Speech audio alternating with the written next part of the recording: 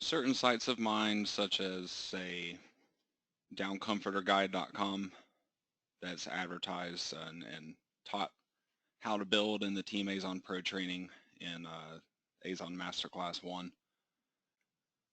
Even that site that was at the very beginning of at least me teaching how to build that kind of site on video, which was numerous years ago that I recorded that series.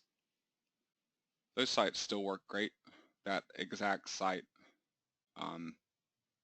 in that training course, the Down Comforter Guide site, still makes $75 a month on average. Just kind of depends on what time of the year it is, though. Colder months of the year it does a lot better because it's more of a seasonal type of niche. But yeah, they definitely still work. It's really all in how the sites are built and what the site contains. There are a lot of, automated software titles that will spit out these small niche websites. I don't necessarily agree that those are going to produce something that's going to work out for you. But, if you focus the content on your website and you write the content yourself or hire somebody else to write it for you and actually provide a decent amount of high quality content for people, that kind of site definitely still works. And that's really kind of what I focus on teaching you guys through Team Azon Pro, and all that stuff, again, is based off of my personal experiences, the Amazon sites that I actually build for myself.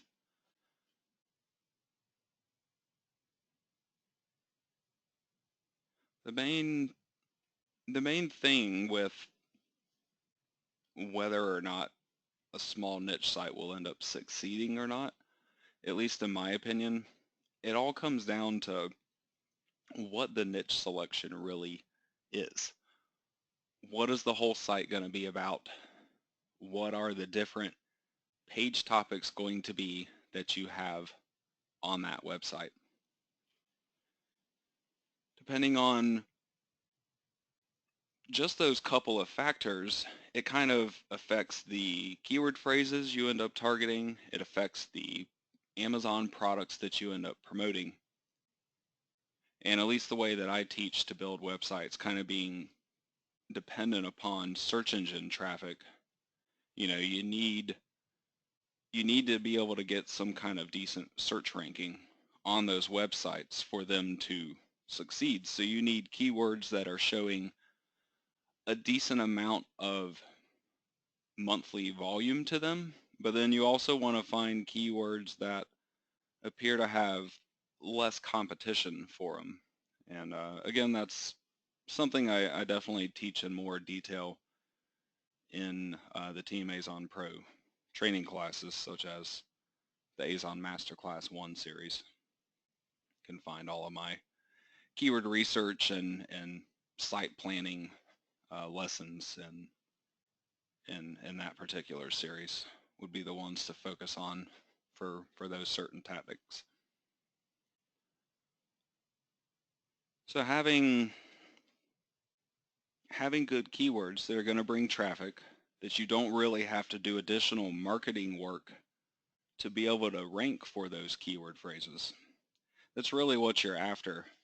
And then you need that keyword traffic to ultimately be interested in purchasing a certain product or a certain range of products, just depending on whatever the site is about. On Down Comforter Guide, I'll only promote one type of product, essentially, down comforters, but there are definitely other sites where I promote more than just one kind of product. In a lot of those sites, it's really going to be about what the website really is. And so I might not have a website that's about a specific kind of product, such as the Down Comforter Guide site.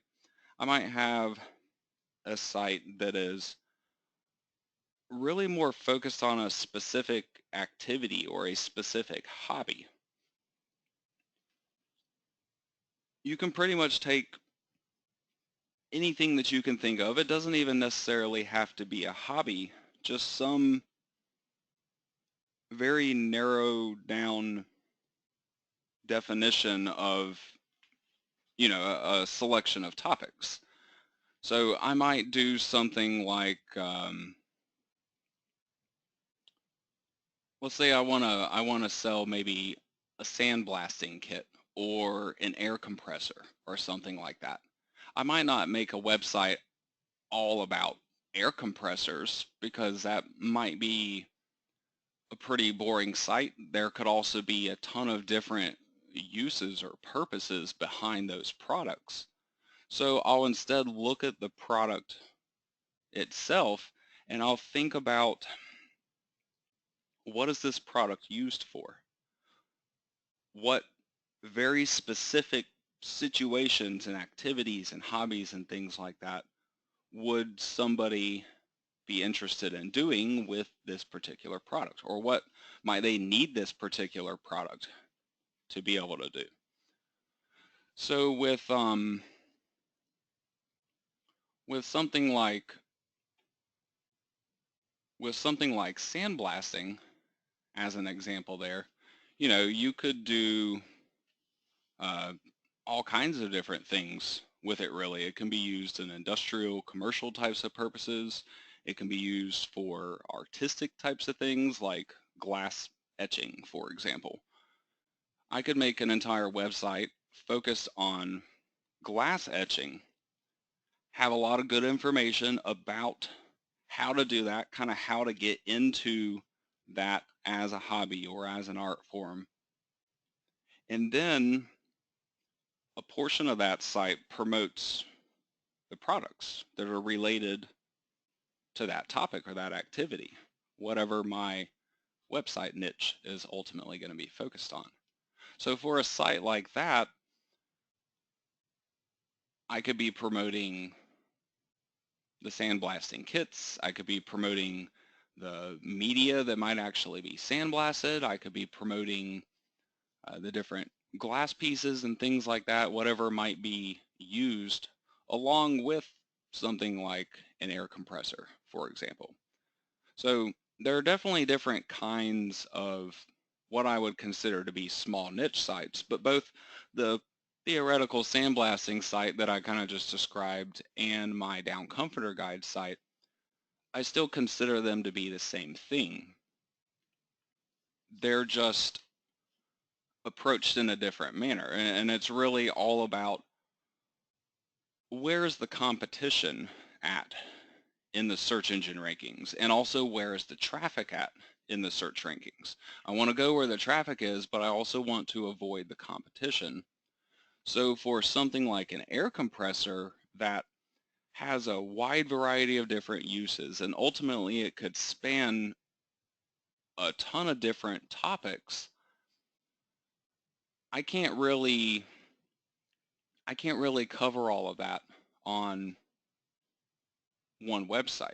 It'd be really hard to make a site about air compressors and actually rank for a lot of air compressor related terms, simply because there would be so many different uses for it. Chances are there would be a lot of different websites out there that have content about air compressors. So I might not be able to get traffic to an air compressor page directly from a search engine. So I sometimes do have to think about, how else can I get traffic for this particular product? And so, I kind of try to work backwards from the product, think about what the uses are, then I try to go and search for keyword phrases having to do with those uses to try to come up with a plan for the entire website, where you have different pages of the site, each targeting a different aspect of that topic or activity or hobby, whatever the case may be.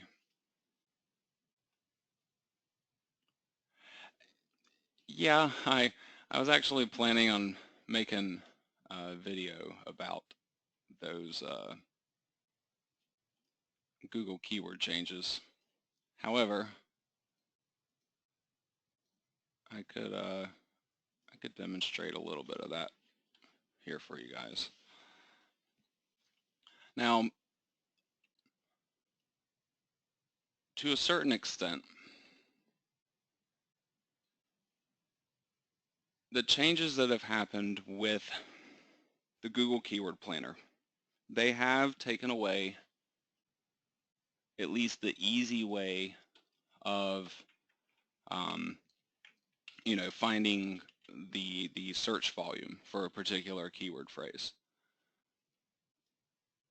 However, it's really not as bad, in my opinion, as it initially seems. It's just more of an inconvenience because you kind of have to hunt a little bit deeper to really find the information that you're after. So, for example here, I have the keyword planner opened up. I searched for the term sandblasting to kind of go along with what I was previously talking about. You get the average monthly search column, which gives you a bit of a range. And while this range may not be giving you an exact number, it's not the worst possible thing that they could have done, because to a certain extent, I'm really only looking for keywords that are within a couple of these particular ranges. Sometimes I might be interested in keywords that have this range from 1 to 10,000. This is the monthly search volume for the keyword phrase. Typically, though, when you get much above 1,000 monthly searches, you really end up with a lot of competition. And so, at least in general,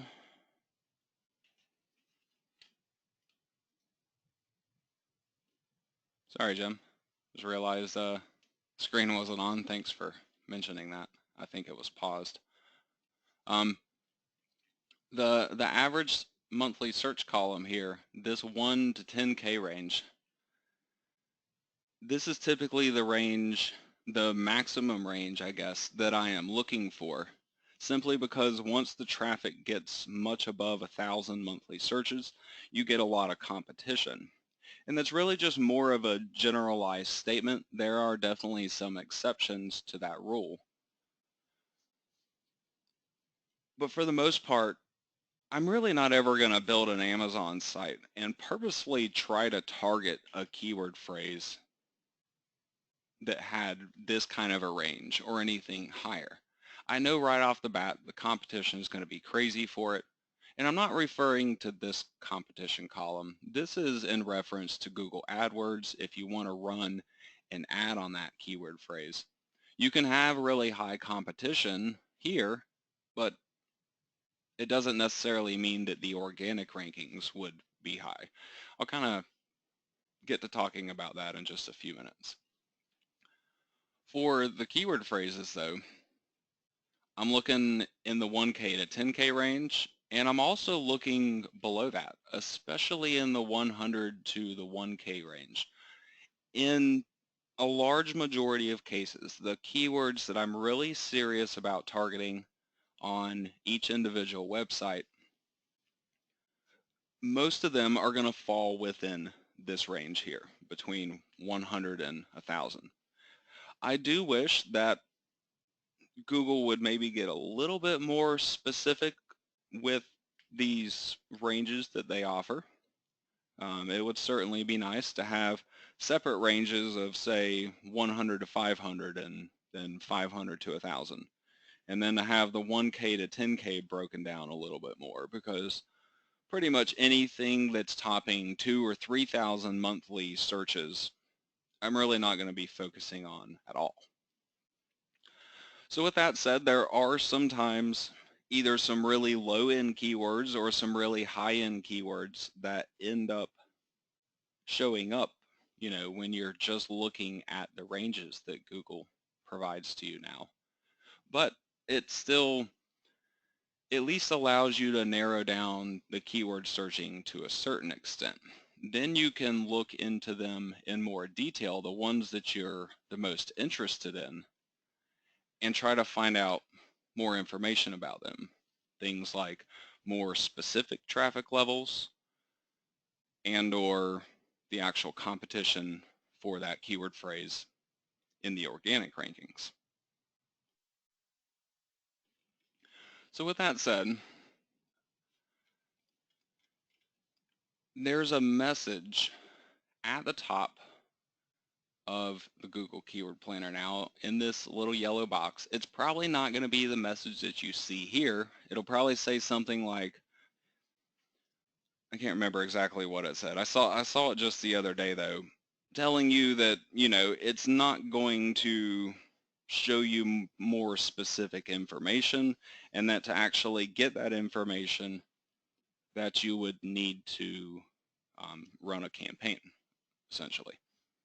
Well, I was curious about that. I typically do not do advertising on Google AdWords myself. I've just never really been that big of a fan of paying for my search traffic. I do mostly Facebook advertising if I'm going to do advertising. But I thought it would be a good idea to run some kind of a campaign on Google AdWords just to try to find out what information they might actually provide to you at this point in time, at least.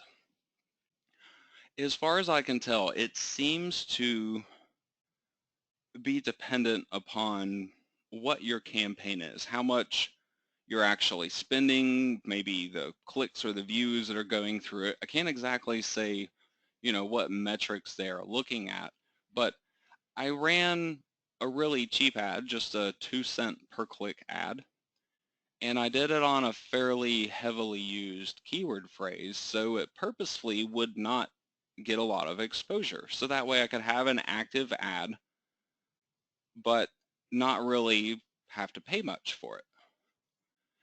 And I've seen this message ever since. It implies that you might actually be able to use this page and still see the actual search volume depending upon what you're using, what you're running in your campaign. Because it talks about checking back in 24 hours for a more detailed view. Well, 24 hours ago, it was still like this, even without doing any kind of searching on it. So at least for running a really cheap campaign, it doesn't seem to be a way around that, but I would suspect that if you have a larger monthly spend, that they would likely, give you some kind of access on this keyword planner page to some of the information that previously used to be there. Yeah, Google is kind of acting like it loves the advertisers more than the internet marketers. I don't know for sure if they will keep this approach. Even from an advertising perspective, it's really annoying. The biggest thing about it is for somebody that's, say, brand new to Google AdWords, you're thinking about running an ad for the very first time, you really don't stand much of a chance now with the way that they have set things up here, because they're not going to give you detailed information until you're spending money. But how can you spend money with any kind of confidence on an ad without that detailed information? In my opinion, you can't. So I think people are going to go on Google AdWords and they're just going to waste money, and then they're just going to simply stop using it. To a certain extent, I also think Google is kind of grasping at straws with their AdWords platform. Facebook advertising has certainly kind of become more popular and has definitely been hurting Google AdWords revenue. So I suspect that at least part of this change may have been as a result of that type of stuff. It also might be just to try to clean up content. Because to a certain extent, when they give you really detailed information, pretty much everybody, and even myself included, would sometimes come to this Google Keyword Planner and they would base pretty much everything they built on a website on a keyword phrase. And then people would start accessing this information through automated systems that they would build and, kind of amplify that problem even more. So it may be, to a certain extent, their attempt at trying to rein in content creation to get it more natural instead of having it based on keyword phrases. And in that regard, I can see it as a good thing for the marketing industry in the long run. If people stop getting super dependent on having this exact keyword traffic information, then maybe they'll focus a little more on just putting together a lot of high quality content on their website. Now, there are some ways to kind of get around this. When you have your account set up for being able to run an ad campaign on it, there are some ways that you can forcefully get some more detailed information. The only problem is it doesn't come in the same form, really, that you're used to getting it. And it's just simply more time consuming. You can't really do it in bulk for a whole bunch of different keyword phrases. One of the easiest ways to go about doing it is to simply go through the keyword planner, find the keywords that you are interested in, and click on this little add to plan arrow. It'll run this over, and you can see, at least initially, what kind of a forecast they provide for you based on your bidding range. So the higher you raise your bid up, in most cases at least, you end up showing more clicks available. Now, this doesn't really translate to the monthly search volume quite as easily because this is really in reference to what you could expect to get in terms of traffic from this search. If you were running an ad on it, you might be able to get this many clicks every month based on this particular bid amount. It could give you some kind of a vague indication as to what kind of traffic could potentially be available to an organic ranking. But in terms of what these estimates actually are showing in relation to how much traffic you can realistically expect if you have an organic ranking, I can't quite say that yet.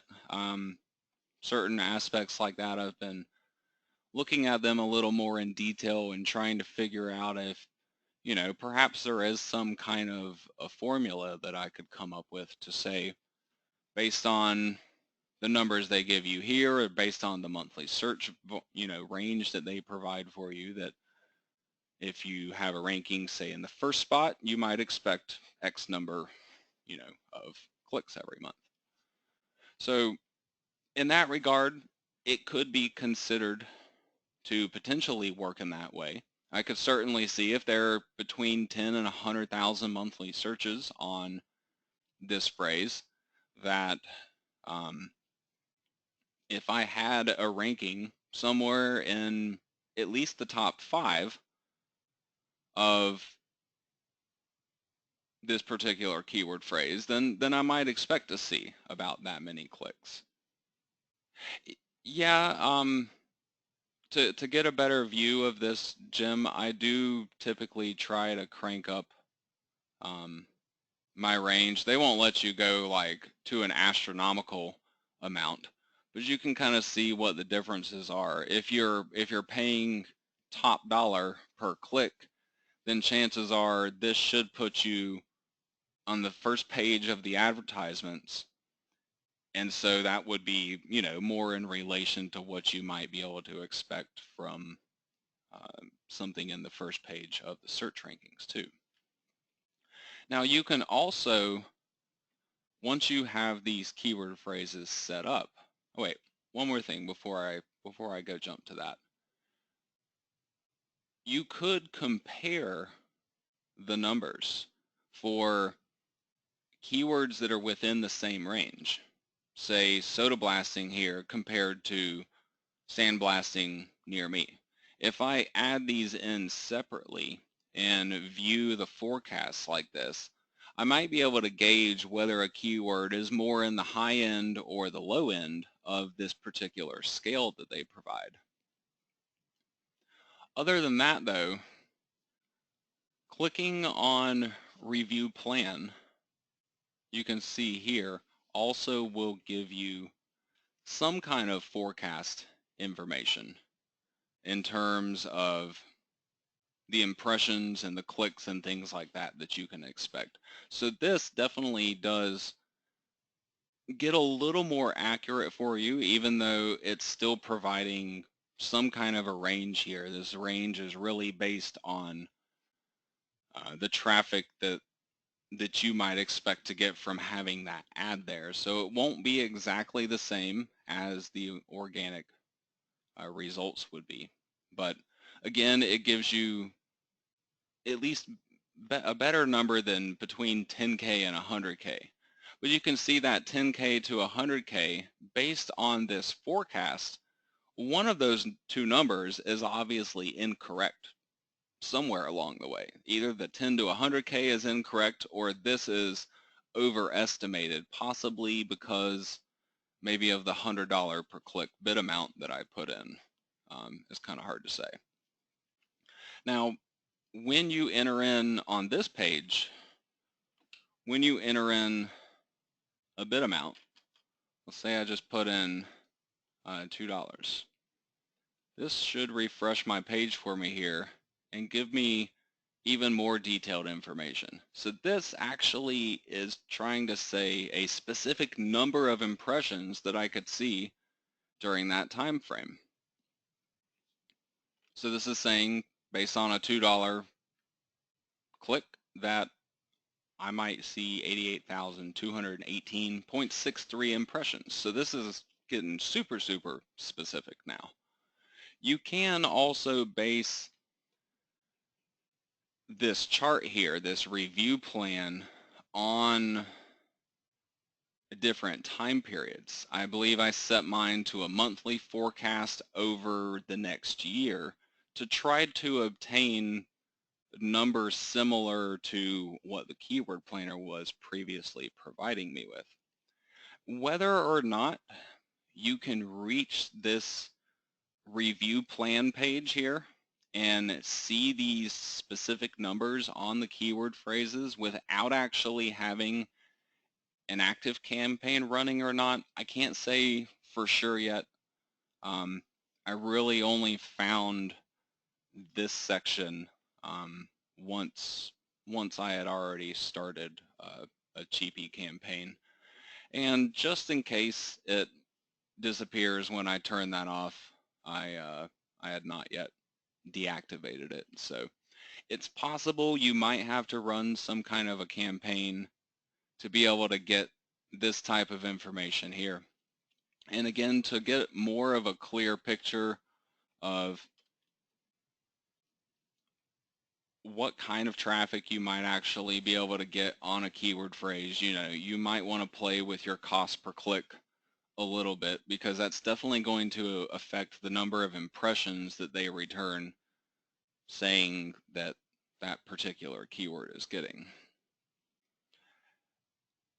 Yes, that's exactly right, Jim. The keyword planner is focused on giving more information that's based on commercial intent. You're not going to see everything that people search for on Google in the Google Keyword Planner. So ultimately, if you can get ranked, and if you're targeting the keyword phrases that really aren't showing up in the Google Keyword Planner, but you know people are searching for them, that's really where the real traffic is at, because there's people searching for it, but nobody, at least the marketers, don't really know to target those phrases. Now, how you go about getting those phrases becomes a little more complicated. I will often take a look at the products that I want to promote, and I'll go onto Amazon and look at those products, and I'll start reading through the customer Q&A section and all the customer reviews, taking a decent look at uh, different levels of ratings. I want to see what some of the good stuff people say about a product is, and I want to see some of the bad stuff that people say about a product. And I'll use that information in the reviews. I don't copy their content or anything, but I use the concepts that are there to try to figure out what people might want to learn before they end up buying a product. And then so those are the topics that I try to target with the content on my website. So if people commonly are interested in buying a certain kind of product, like somebody wants to buy an air compressor. They know they want to do something that requires an air compressor, but then they go out and just search for air compressors in general, and they're overwhelmed. There's a whole bunch of them, so they need to get a little more specific. They need something that is intended for exactly what they want to use it for. And they also kind of want to verify that it's going to work for what they want to use it for, so they don't end up wasting their money on it. So they're going to go out and look for, a lot of times, this informational content that's going to help to teach them that stuff. If I had that site about glass etching and sandblasting that was going to end up promoting an air compressor, and I wanted to provide some, quality, in-depth content that would basically lead people to buying certain products. I might have a page talking about, I don't know, the PSI or something that might be required to do glass etching, or maybe there's different kinds of projects, different levels of it or something, where you might be able to get away with a cheapy compressor in some situations, and for certain things you might need to go more expensive. I guess it's a little hard to go into detail, that much detail about something without really having personal knowledge about it, which I do not. I've never used an air compressor in my life, in fact. But you can kind of hopefully see how, if somebody was interested in an air compressor, how I might use informational pages like, how much PSI do I need from an air compressor to be able to do glass etching, for example. A page that's all about that has a lot of really good in-depth information about it, could definitely appeal to people that are interested in that kind of product. Even though it would only be for a specific use, it's still something that people might go out to Google and search for. So even if I can't find the keyword information for it, I'll still create a lot of informational pages on a website of mine like those that just target the common information that I know a lot of potential customers might be looking for. Whatever the products are that I'm selling, the information that they're going to be more inclined to want before they actually make a decision to buy that product. That's the kind of information I'm trying to provide for people, whether or not I can find keyword data to back it up. Ultimately, though, something on the website I need to be backed up by keyword data, because I do need search rankings. I do need exposure to a decent amount of traffic related to the niche. And then all of that other content, even if you never get a search ranking with one of your informational pages that you put together based on something you read in the customer Q&A on Amazon, for example. Even if you can never get a ranking for a page like that that you create, that content still relates to the other content that's on your website. You can still link that content up to the other relational content on your website, the content that you do have a good shot or that you are trying to get those search rankings for. So it helps to back up the things that you're actually trying to target. Yeah, Jim, you can target one page or optimize a page for more than one keyword phrase. I'll use my Down Comforter Guide site as an example because the IKEA page on this particular site gets a lot of search traffic. I think recently I looked and I want to say it's maybe accounts for even 50% or something of the traffic on this entire website. My title of the page is IKEA Down Comforters. I believe, rank on that particular keyword phrase, but I rank on countless other keyword phrases that all relate to this one topic here. And in most cases, the keyword phrases usually contain a portion of this particular phrase that's in my title. So for example, I might have a ranking on IKEA connected to the names of any one of these models of down comforters that they have, both the current ones and also the discontinued line that they don't even produce or sell anymore. Even when you remove the word IKEA, this is that little campaign that I set up. I set it up on the 16th. That was 4 or 5 days ago or so. 2 cents a click. So I've only paid 4 cents to get into the areas of the keyword planner that I've been showing you guys. That might be worth pointing out. So these phrases, even when I don't throw IKEA onto it, if I just search, say, Myceron, I still rank on Myceron, even though it's not part of my title. It's not even part of the URL of my page.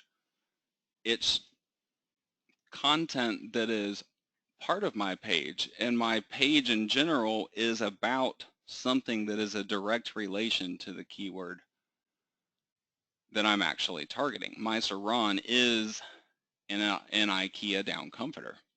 So in this regard, you don't have to be so literal with your keyword targeting. The keyword that you're going after doesn't have to be, you know, the title of the page. It doesn't even have to be included in the title of the page sometimes. As long as the page title and the rest of the page content relates to that subject and talks about it. So on this page here, I simply talk about IKEA down comforters in general. I talk about the different models of these products that are available. I talk about a couple of the features of the products essentially. Further down the page, I have a little section on the individual products and the new one, which replaced a previous discontinued model. I've kind of set those up next to each other along with an affiliate ad to get to them. Comparison down here on a number of those different models. This is actually a duvet cover, so it's not technically even a down comforter that I'm promoting here. So the whole page, it's not about any one of these given products, it's about all of them together. By having all of this on one page, Google can relate those different subjects. That's why Google can tell when you search for my Saran that my IKEA down comforter page is a good choice for that. My Saran is found within my page content, definitely.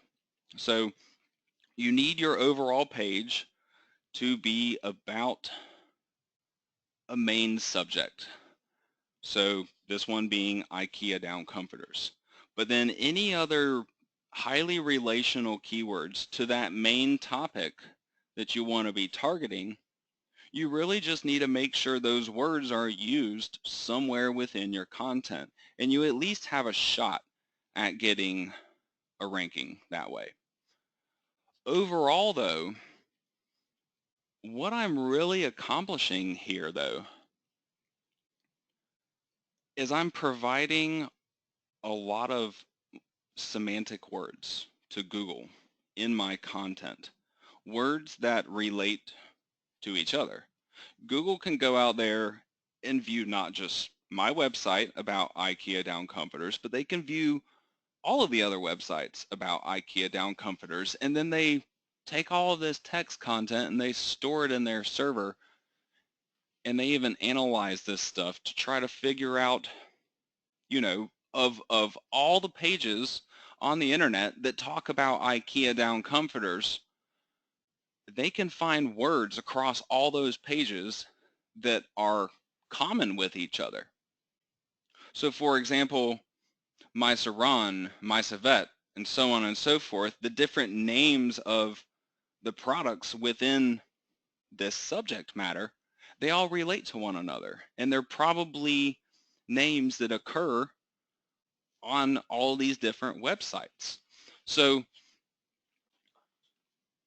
I'm looking to not only talk about the subject in general, I'm looking to not only mention some very specific keyword phrases, but I'm looking to cover as many different words that I can really think of that relate to this subject.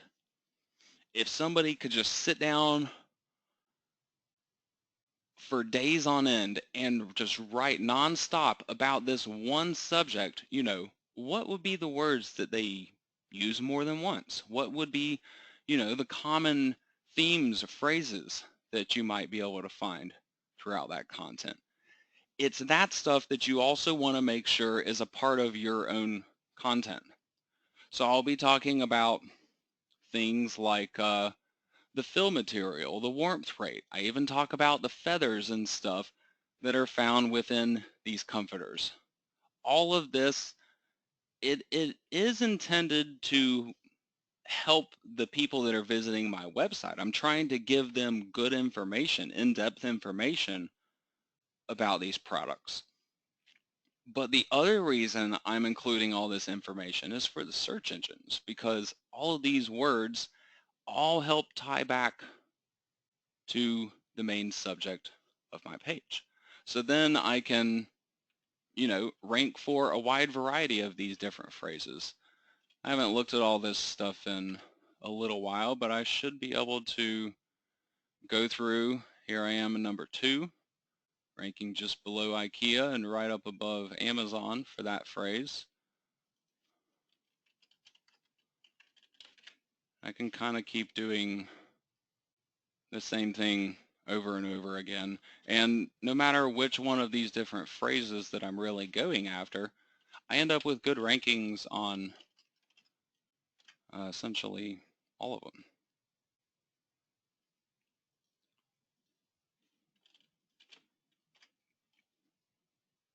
I don't know for sure whether I have one on this one. I'm on the first page on even the general IKEA down comforter keyword phrase.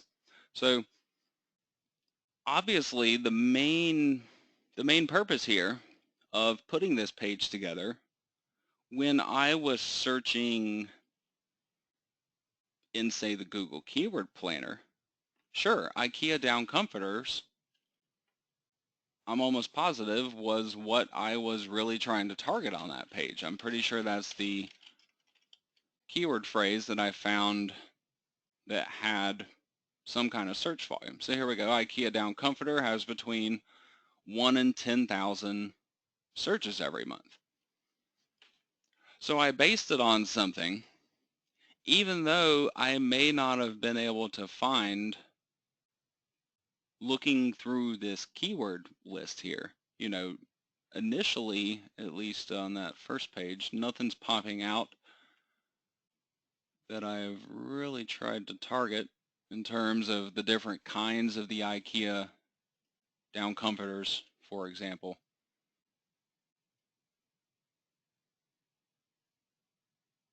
I'm still not seeing any of them. So I didn't exactly, you know, come up with what else was going to go on that page based on keyword data. Here we go. Here's a couple of them. IKEA My Saran and My Saran are showing up in the lower range, 100 to 1,000 searches. And I'm sure if I kept going, I could probably find a lot of, you know, these other relating keyword phrases. But, you know, the point is the page content's about one main subject, and then I want to cover as many different words and relating topics that you could still kind of consider. You don't want to stretch off into different topics, you know, subtopics, though, of your main keyword phrase, as long as it's about what your title is about, what the page URL is really referring to. All the content points back to that. And then you end up with rankings, when you do it right at least, on the main keyword phrase and all of these other secondary keyword phrases that you're trying to go after.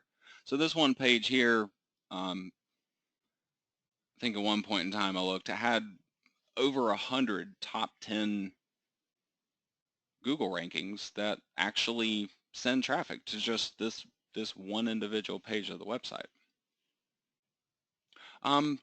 Google Analytics does give you some info. You see here, I probably have to, I need to switch my Google accounts real quick. I can show you the keyword data for the same website.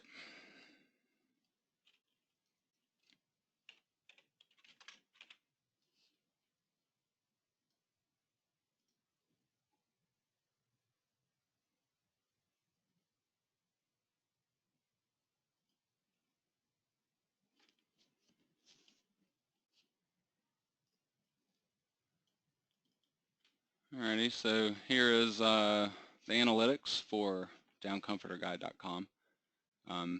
Gets about 100 sessions a day or so on average. To get analytics to give you the keyword data that you're after, it is found over here in the left-hand column, but you also need to make sure that you have this connected up with what do they call it now? Search Console, what used to be Webmaster Tools. So you have to connect it and kind of link those accounts together before it's actually going to show you the detailed info. You can see right here they even call it Search Console. And so what you're after is this page here, and they do indeed show you, you know, individual keywords. They don't show you this data for everything. You can see in just the last month here, I received 887 clicks from Google. It's 45% of the clicks that I got from search engines on this site for the entire month, and they won't tell me what the keyword phrase is. It's not set.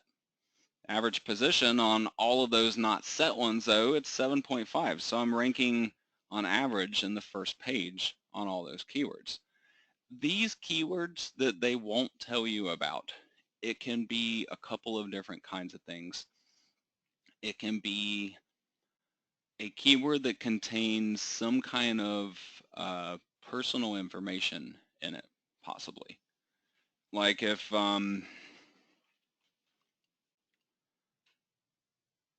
there's any kind of information that someone might be searching for having to do with perhaps themselves, let's say they're like Googling their own name maybe, it might not show up in something like this. It just kind of depends on what the situation is.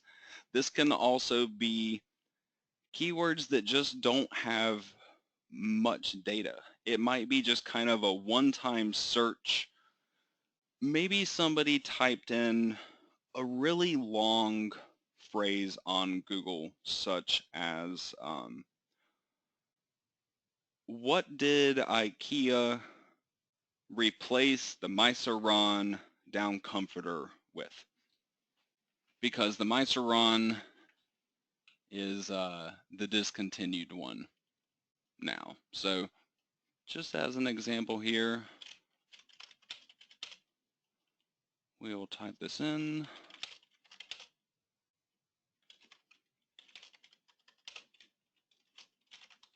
You know, there are a lot of people that go to Google and they search in this manner. They don't search based on keyword phrases.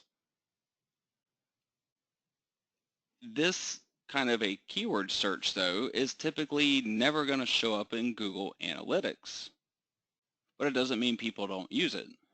And so you can see here, I'm actually the #1 ranking for just this random search phrase that I came up with because Google can understand the content that's really on my page. They know that I talk about the Myceron. They know that I talk about it being replaced and discontinued. And they probably even know that I specifically refer to what it is. Look, they even have it right here. The replacement of the RON is the Hansbar. They even subtracted that little piece of content from my page. So, you know, sorry, that's off of the Amazon site. It does mention here how they're discontinued and they've been replaced. Actually, just right past that would be where that chunk of the text is talking about that. But, you know, you can see that Google can tell what the content is within a page. So I can go and see, you know, what all these different rankings are.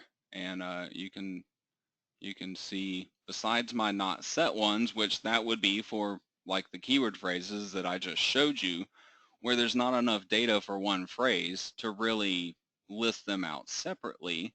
So they just lump them all in together as this not set category. Everything else besides that, though, the normal keyword phrase type of stuff, they will show you that data as long as you have analytics connected up with the search console. Otherwise, this page will tell you that it's not connected, and I believe it prompts you with information on, you know, how you can kind of proceed through that. So I've kind of done this same idea here on this page, just like I did with IKEA. I've done it with other brands. I actually have an average of a top 10 ranking on just the Penzon brand name when people search that. So, you know, Google's looking at the content that's on your site. And then you can definitely come back into analytics, get your keyword data, use this to kind of help fine tune, you know, how you're doing, how your page is performing in the search rankings at least. Certain things like low click-through rates, I might go back and look at how I've set up the description or how is Google essentially displaying my search ranking when I search for, say, Penzon. I can see here my Penzon ranking, and I can kind of tell what it's saying about it. So maybe my description here, possibly even my title being included with it, maybe it's not enticing people to click on this result. And that might be why, I have only about a 1% click-through rate. But obviously, if I can improve this, if I could make some simple changes off of this keyword data and get that click-through rate to go a lot higher, I'd get a pretty significant amount of traffic from it. The IKEA down comforter phrase and also the pins on phrase, these are both getting 1,500 to 2,000 searches every month. So hopefully I answered questions you came up with along the way. I'm sure I probably went into maybe a little more detail than you had initially had in mind, but I think it's to kind of important to understand, how all this stuff connects together, because just simply saying that yes, small niche sites work or still work, while it's true, you know, there are certainly some small niche sites that you could come up with that wouldn't work. So, you know, focus on keeping the site all about one specific subject. Focus on keeping the content quality as high as you possibly can. And write in-depth content too. I think that IKEA page maybe has something like 1,000 words or maybe even a little more on it. Whereas your average affiliate marketer, they might only put 300 to 500 words or something like that on a page. So you just kind of go above and beyond what other people do. Content will win out in the end, even if you build a site and you think you've really put a lot of effort into your content and you have a lot of great in-depth content all neatly organized in your site, all having to do with your main niche,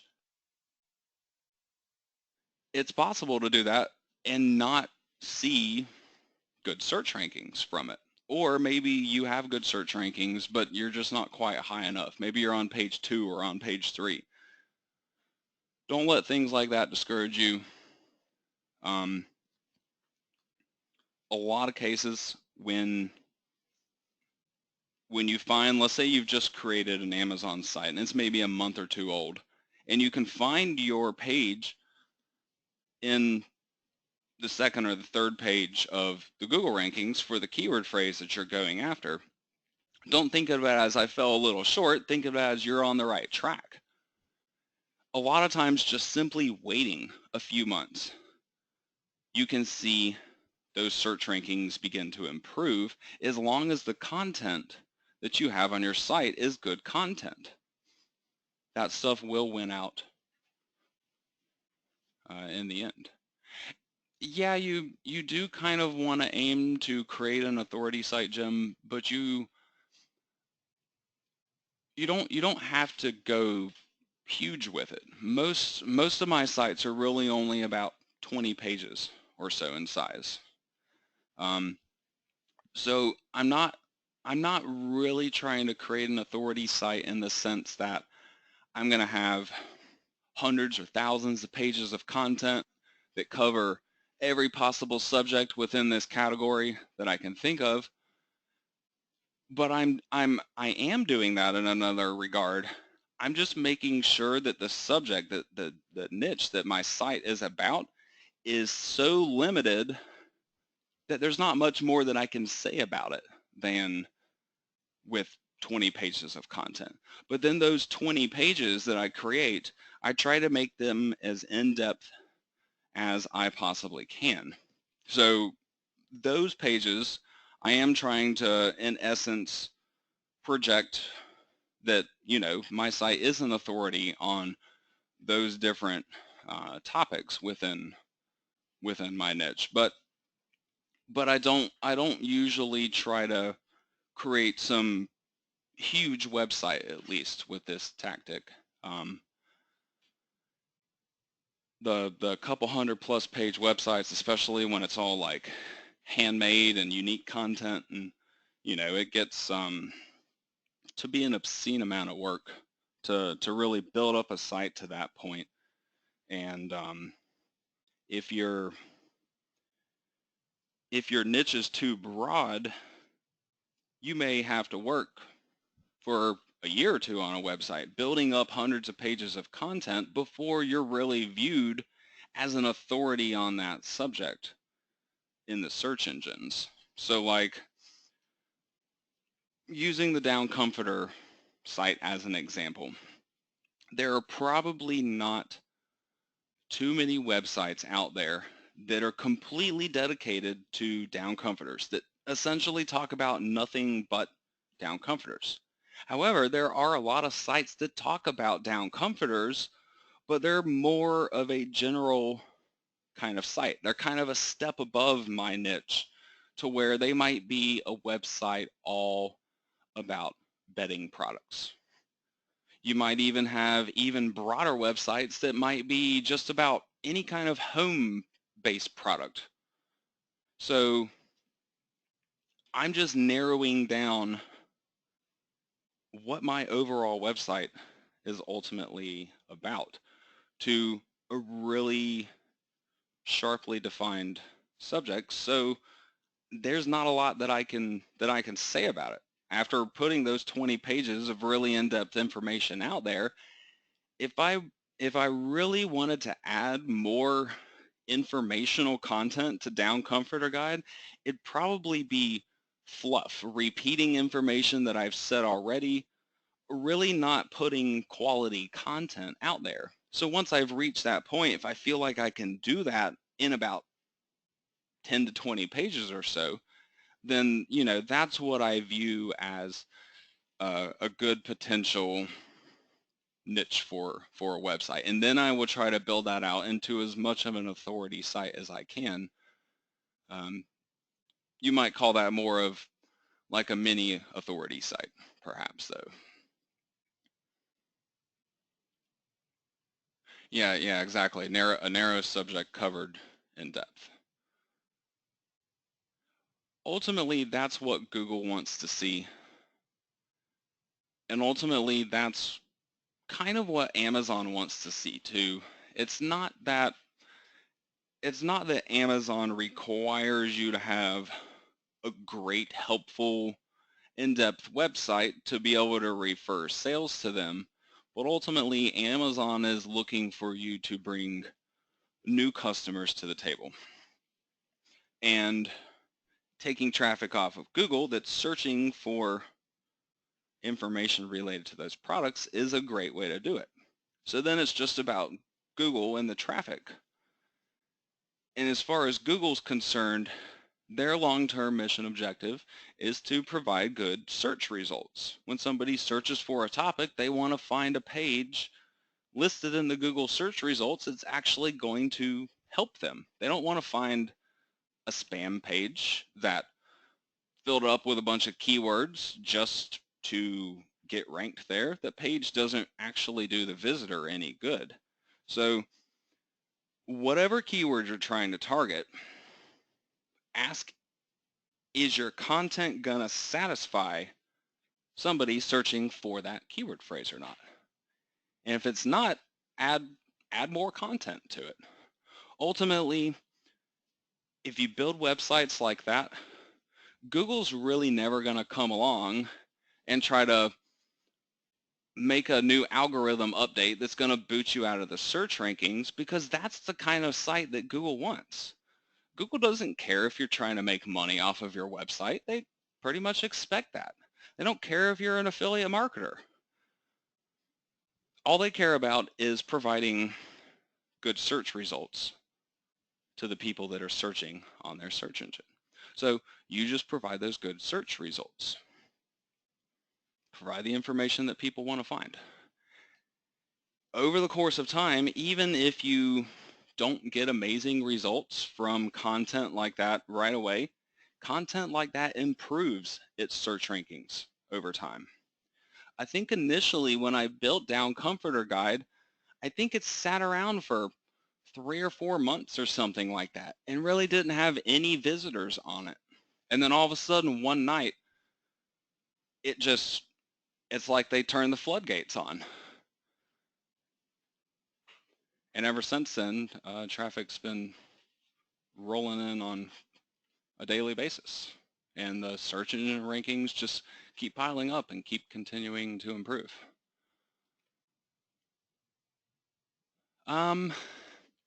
When possible, Jim, do try to update the old pages where the info has changed. The Down Comforter page is a really good example of that, in my opinion.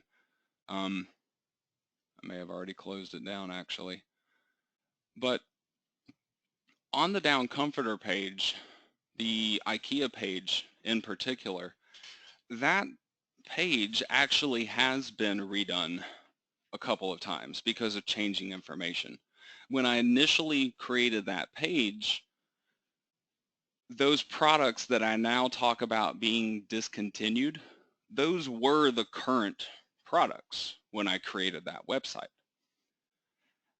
Over time, when they discontinued and replaced those products with new stuff, I added the new products into that page, but I didn't really want to wipe out a lot of the existing content because that page had really good search rankings. I had search rankings on all those discontinued product names already. So for me, it made sense to expand on what I had there. I still left a lot of the information about those discontinued products, but I just talk about them being discontinued now and instead try to redirect the interests of somebody towards the product that it got replaced with. So I'll tell them the Myceron specifically got replaced with this specific model.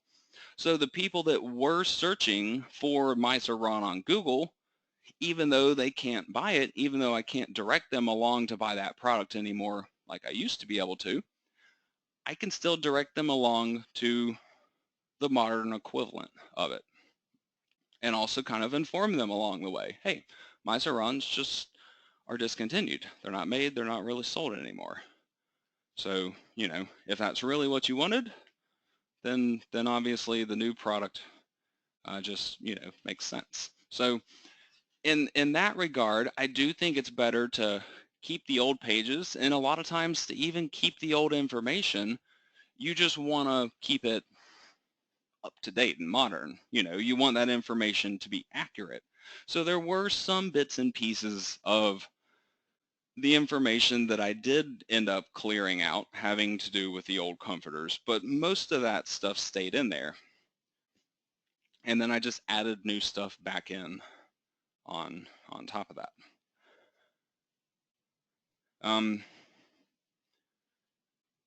I mentioned that the Down Comforter Guide site, for example, was built during the course of the Azon Masterclass 1 series. More recently, though, the Azon Overhaul series that I released just since summertime, I believe it was, that series is revisiting downcomforterguide.com. A couple years later, after those comforters were discontinued and the page really still kept bringing in traffic but kind of ceased to generate sales for me. And then before I ever really even got along to fixing that, the site ended up actually getting hacked. And once I brought it back online, it was just kind of dead in the water. It had lost all of its search rankings. And so I took that as a prime opportunity to not only update the site, but to also do it as part of a training course so I can show you guys kind of how I, mentally and physically go about doing that type of thing to a site that's been around for a while. Yeah, exactly. You don't want to lose that search juice when you get those rankings. Definitely don't throw them away, in my opinion. If for some reason if I was to create a brand new page and delete an old page, I'd set up some kind of a search engine redirect, a 301 redirect. There's easy WordPress plugins that are free that will do that type of thing, and I believe I even teach it in a number of my courses in Team Azon Pro as well. But I definitely try to avoid doing that, to avoid shutting down old content. Just try to modernize it, keep those old search rankings, and a lot of times you end up gaining new ones. I can now not only get traffic on that IKEA page from the general IKEA words that I was already ranking for and for the comforter models that I was promoting, but I can also now get rankings on the new models that I've started promoting that have replaced those.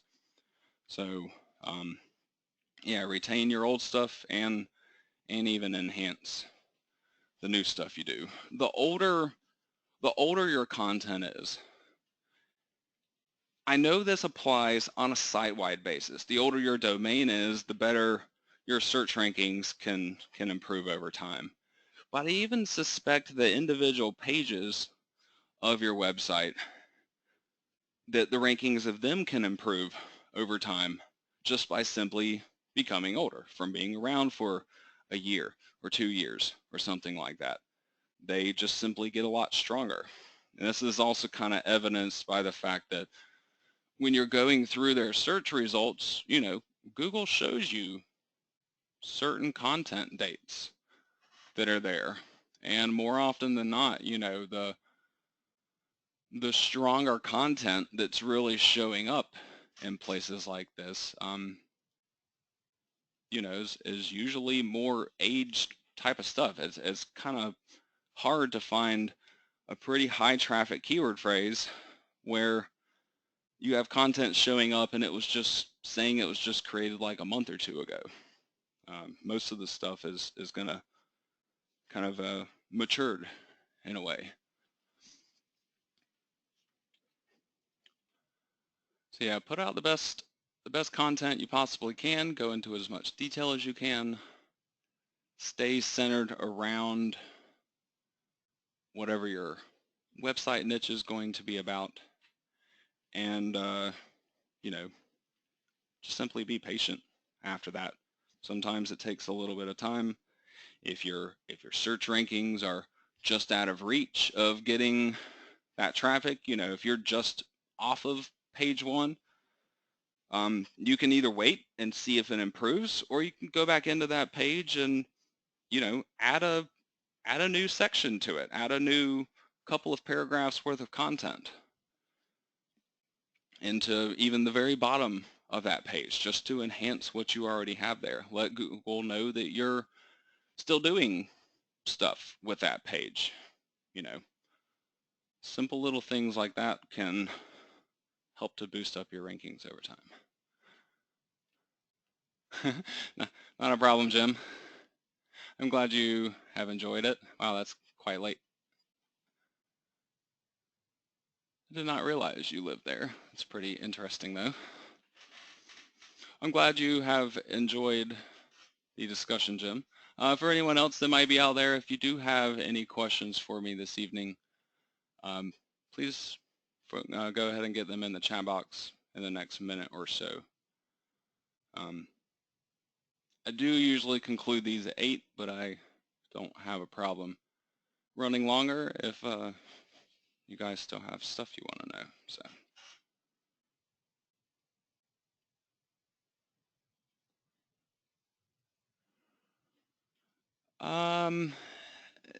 Tom, I don't think that really matters in the long run. Tom's asking about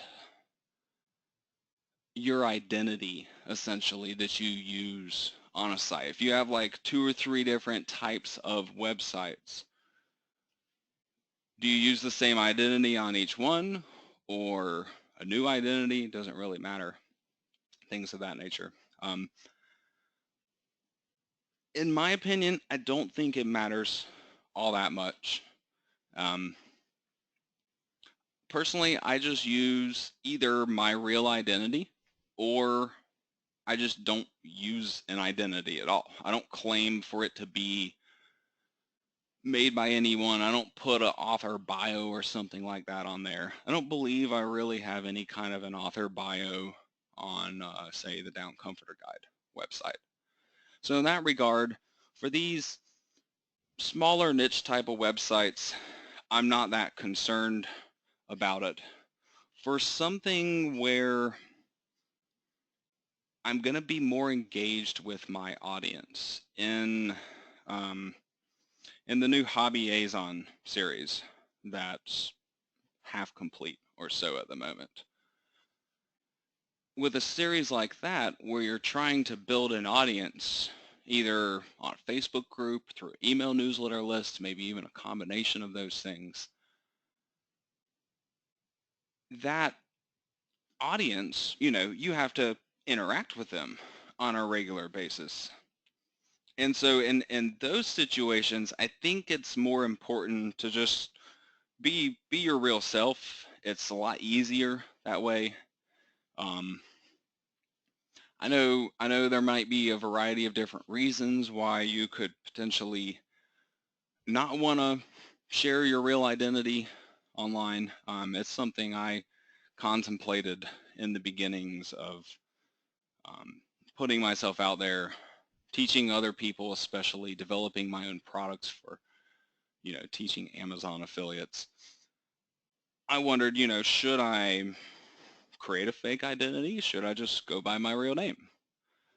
And I actually got to talk to some marketers that do create fake identities, and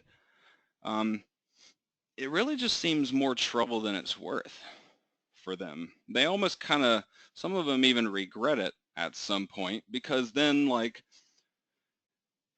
if they actually progress to the point where they start meeting people in real life, perhaps, then you have to, live a lie.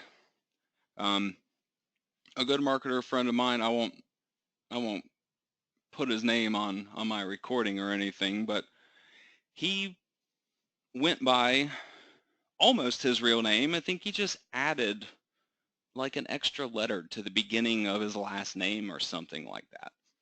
And I actually got to meet him at a marketing conference 2-3 years ago or something like that.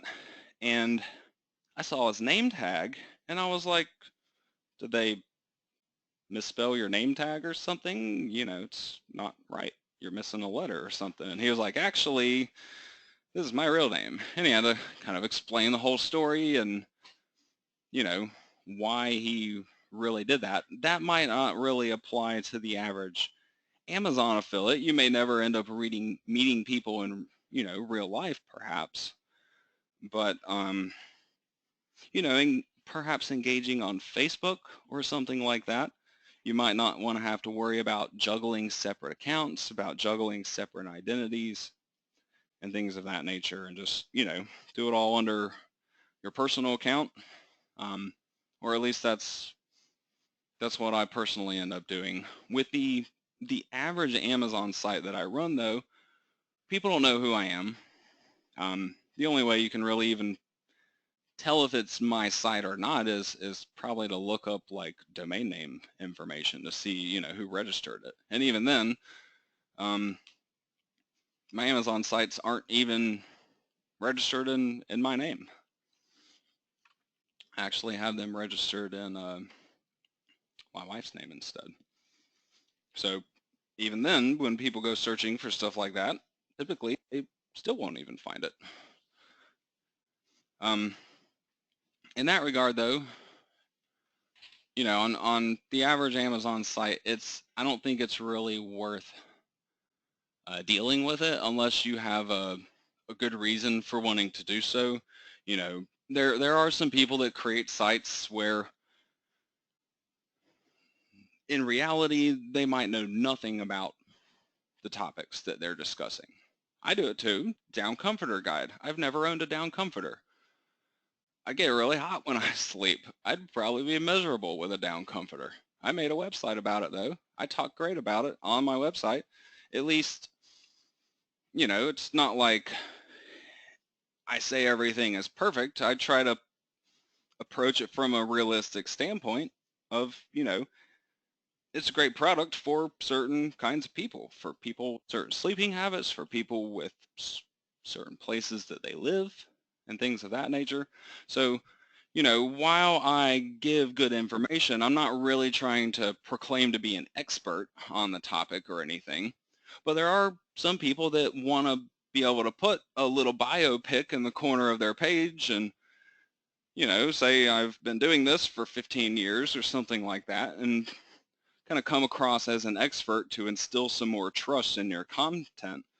Um, Obviously, beyond the simple morality or ethics issue of whether or not that's right to do, um, I just think it's kind of more trouble than it's worth.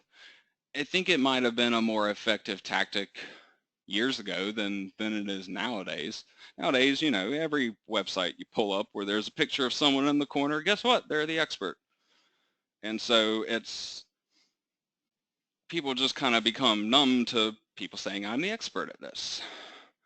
And so in that regard, I don't think it's super important to worry about that kind of stuff anymore. Even if there may have been a time where it was more important.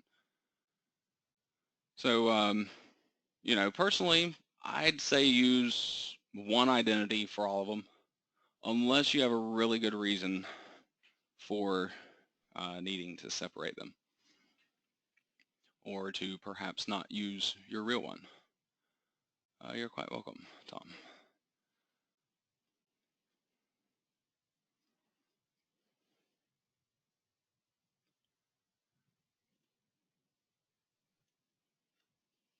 Are there any other questions for me this evening, guys? If you do have something, I certainly don't mind sticking around and helping out. Again, just enter in your questions in the chat box if you do have some. If not, I will definitely be continuing these Q&A sessions in some form or another in future months. However, I've been doing these Q&A sessions for, I don't know, I want to say over 2 years or something like that now, and sometimes they're really great. Like, honestly, I thought tonight was a pretty awesome session. People that have questions to ask and I can help them out with those things. Then I have plenty of stuff to talk about and teach you guys. Sometimes the questions, are a little lacking some months than others, and definitely makes for at least less of a class certain months than others. So I've been at least considering changing the way that I go about doing these every month, running some kind of a scheduled live training every month, and then still offering, an open Q&A opportunity, at the end of the live training still, just to make sure that this isn't something that people miss out on for the people that do find it helpful and do enjoy it. Because I know there are a number of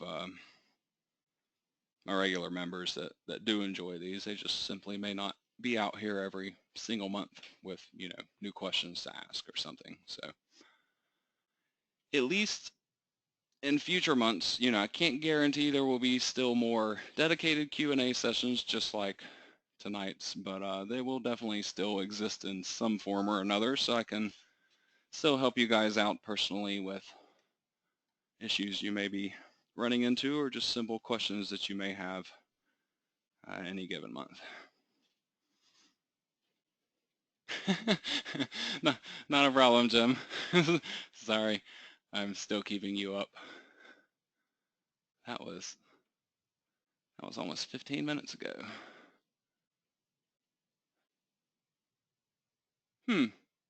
I like that idea, Tom.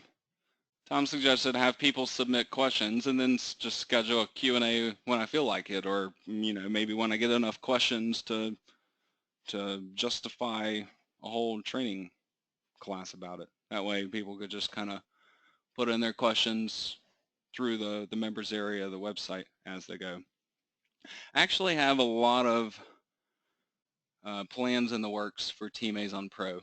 The members area and things like that's going to be getting a complete overhaul, going to be expanding some of the offerings that I give to members. And while I will be more than doubling the monthly price of it, it's not going to affect any existing members. Anyone that's already has a membership, they lock in, whatever rate it is that they joined at. So as those changes start to go into effect over the next couple of months or something like that, new things start being introduced, you guys will at least get the benefits of that without having, the new costs associated with it. So I look forward to making some changes like that you guys will hopefully be benefiting from. And I really like your idea there, Tom, too, with the Q&As. I might explore that one, because I don't think that would be too difficult to put into action, and I really like the idea behind that too. So thank you for throwing that out there. Jim, I appreciate you hanging in, even though you're tired. Definitely go get some rest.